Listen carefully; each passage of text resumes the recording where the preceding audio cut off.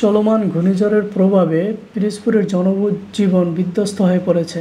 এমন একটি বাড়ি খুঁজে পাওয়া যাবে না যে বাড়িতে পানি প্রবেশ না করছে, পানিতে তলিয়ে না গেছে।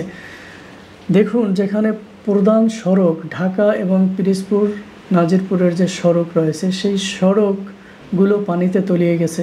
মানুষ যেখানে আশ্রয় নেবে যে স্কুলগুলোতে, সেই আমাদের স্কুলগুলো পর্যন্ত পানিতে তলিয়ে গেছে। সেখানে মানুষ আশ্রয় নেবে কোথায়? মানুষের আশ্রয়টা কোথায়? মানুষ কী অবস্থায় বেঁচে আছে সেই বিষয়টা একমাত্র আল্লাহ পাকই ভালো জানেন। আমি আমার মা বাবার খবর সকাল থেকে এখন পর্যন্ত নিতে পারি নাই। তারা খেয়ে আছে, না খেয়ে আছে, কোথায় আছে, নিরাপদে আছে, কোন অবস্থানে রয়েছে, এই পরিস্থিতিতে আমি এখন পর্যন্ত জানতে পারি নাই। কোনোভাবে সম্ভব হচ্ছে না তাদেরকে জানার।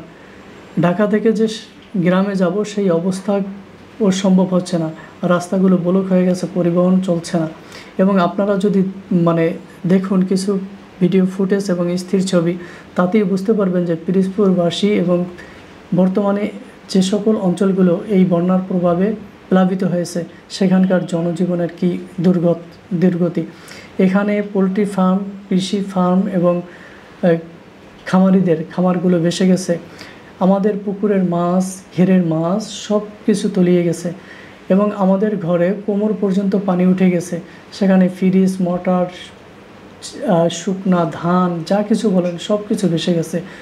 এক মহা বিপর্যয়ের মধ্যে বর্তমানে পিরোজপুরবাসীরা অতিক্রম করতেছে।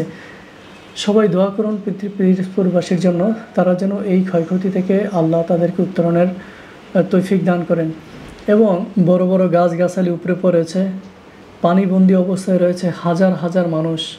এত দীর্ঘ সময় ধরে পিরোজপুরবাসী এত ভয়াবহ বন্যা কখনো প্রত্যক্ষ করেন।